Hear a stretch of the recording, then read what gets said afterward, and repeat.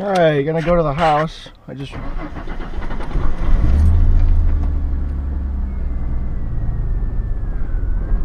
figured some people hadn't had a chance to see it yet, so we'll do it through a video because that's easier than actually interacting with human beings.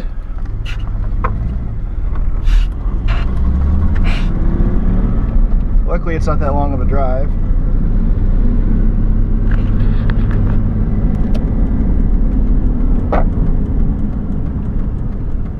House is pretty much unfurnished. Haven't really had a chance to move in. I can't inspect it until November 5th. Today's Saturday, the 25th of October, and we're here. That is literally how close I live to my parents' house. I installed this garage opener myself. One of the first things I did. Yep.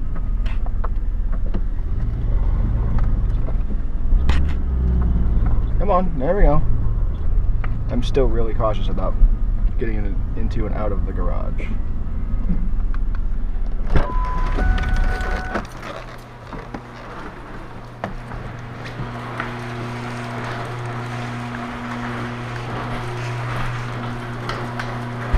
Okay, this is the garage. This is what sold me on this house. It's a two-car garage. I've never had a garage that I could park a car in. We had a garage at my house, but it got converted. The workbenches. Oh, look at these workbenches. Cabinetry workbenches. This is where a table saw went. Got some. This lamp isn't plugged in, but functions. You got a fan. He's got speakers. He's got speakers plugged in already. I just got to put a stereo over there, and I've got sound in here. Up here is where he had plumbed for a garage heater. He had one. It's clearly gone. But you know, a couple $100. You know, I could probably get myself a garage heater and have a toasty garage. There's the gas line for it right there. I legitimately don't know what I'm going to do with all these cabinets because, I mean, I don't even have enough tools, but that's just reason to buy more tools. This whole space under here is, you know, this is basically just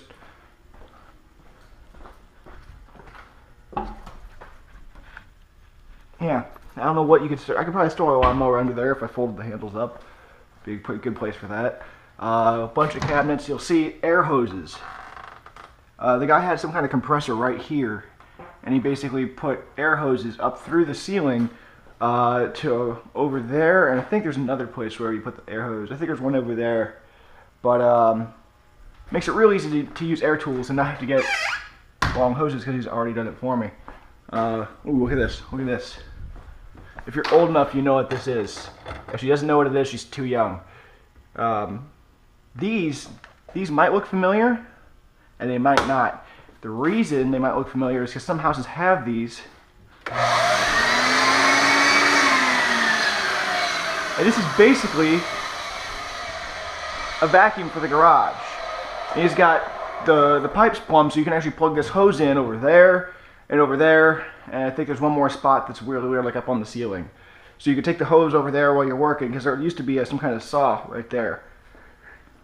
It's got a bench vise. I've always wanted a bench vise. I've never had a bench vise, or a solid bench to which one would attach a bench vise. And I've got some of my tools over here because I've been working in fast food. Because the quadcopter, it's getting FPV this week.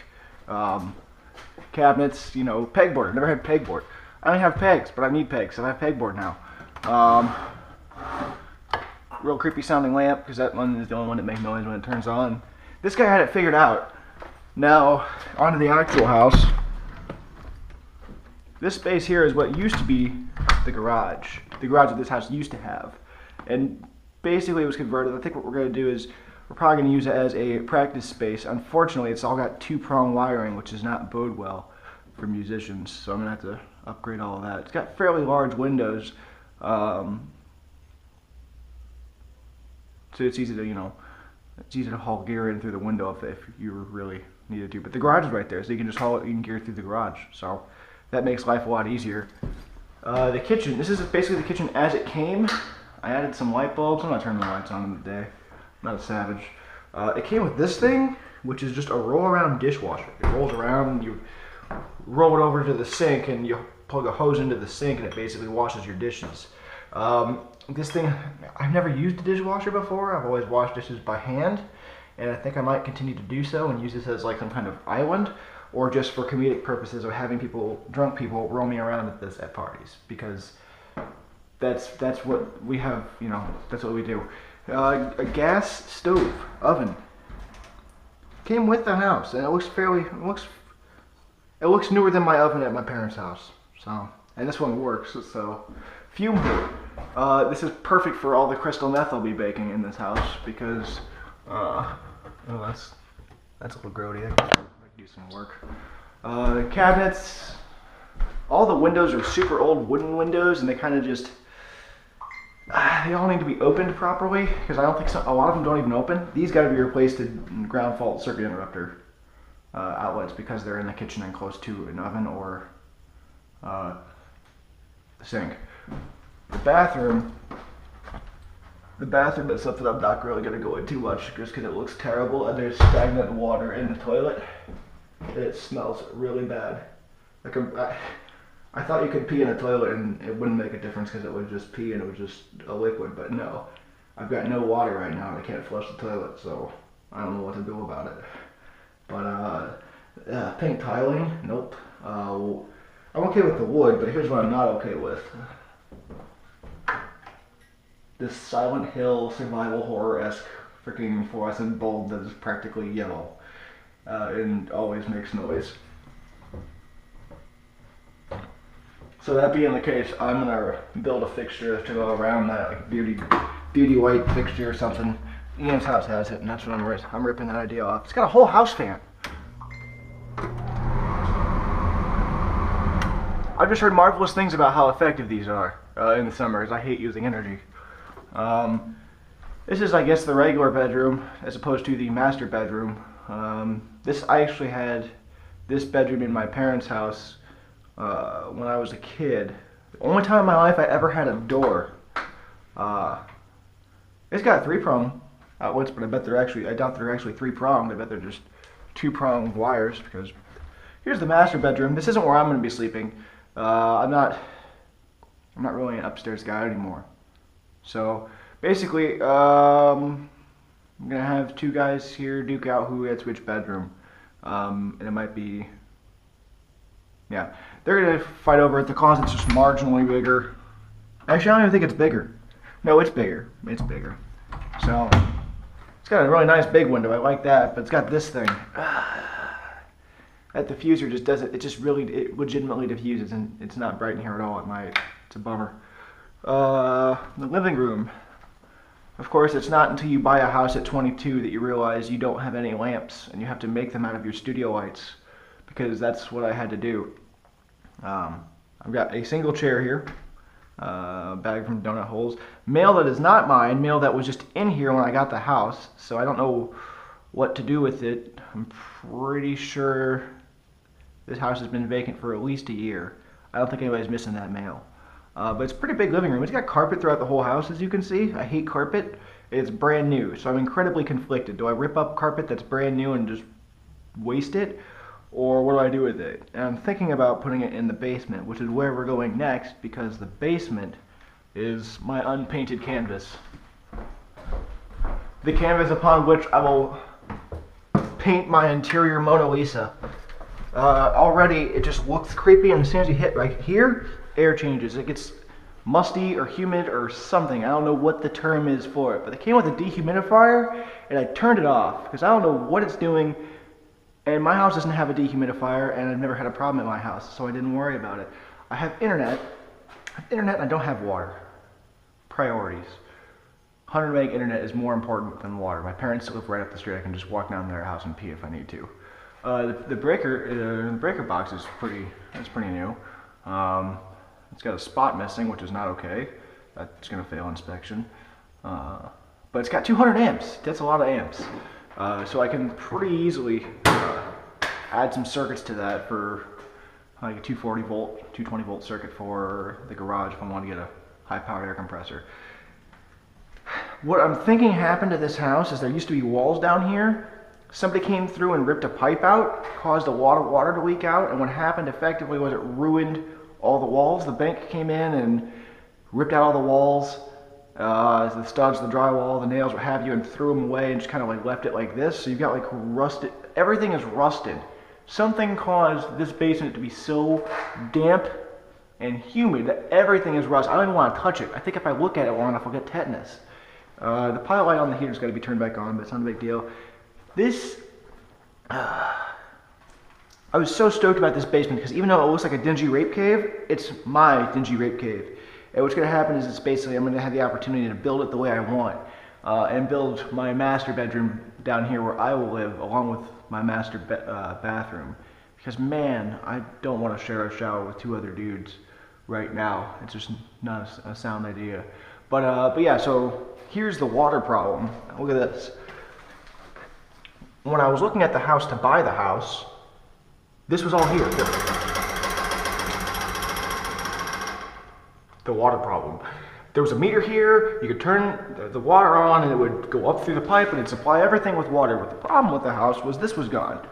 This cool pipe right here that drains my bathtub was gone. So when we tried the bathtub, the water just came straight down onto the floor, made a small little mess, but it wasn't that big of a deal. But, so I was like, that's, you know, so be it. I can fix this. That's not a problem. I could have done this with like $25 at Home Depot and about 4 hours of struggling to learn how to do plumbing. That wasn't a problem. I come into the house Tuesday night, the day before I close, and just all of this was just gone. Clean cut, gone. So I was like, what? But that was there. Like, okay, I traded the drain pipe for a water meter, but guess what? I can't use anything right now. I can't even flush my toilet. So while I'm working on the house Wednesday, some guy comes over from product services from the bank or something and says, hey, I'm here to fix the water thing. And I'm like, oh, party on. I can flush the toilet. And he installs this. And you know, outside when I saw him wrenching it, I thought it looked like a water meter. It turns out this is a pressure regulator, which basically takes, you know, the mains pressure, which is like 70 psi or something, and brings it down to like 40 or 50, as you know, however much pressure you really want. But it didn't even connect both sides. I can't even use it.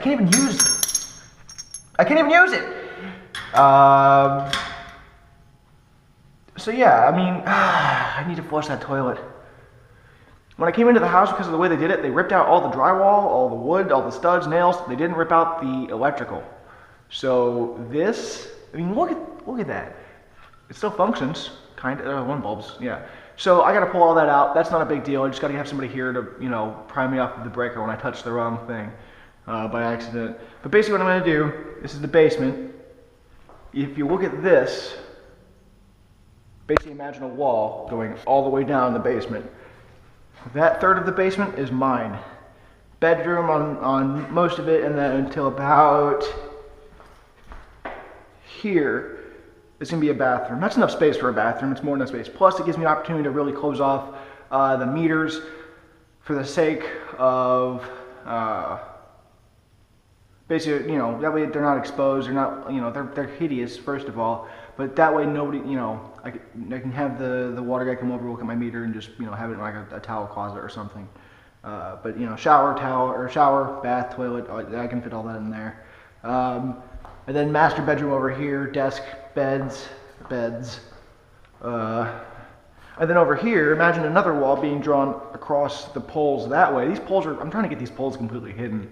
Not because I have anything against poles, but it's just, I'm trying to make this basement look as finished as possible, given my minimal budget. But this is going to be the home theater, okay? You're going to have the screen over here, some bookshelves to hold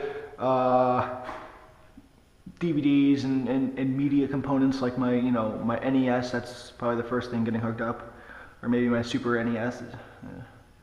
Donkey Kong Country 2 in surround sound and HD is what it's all about.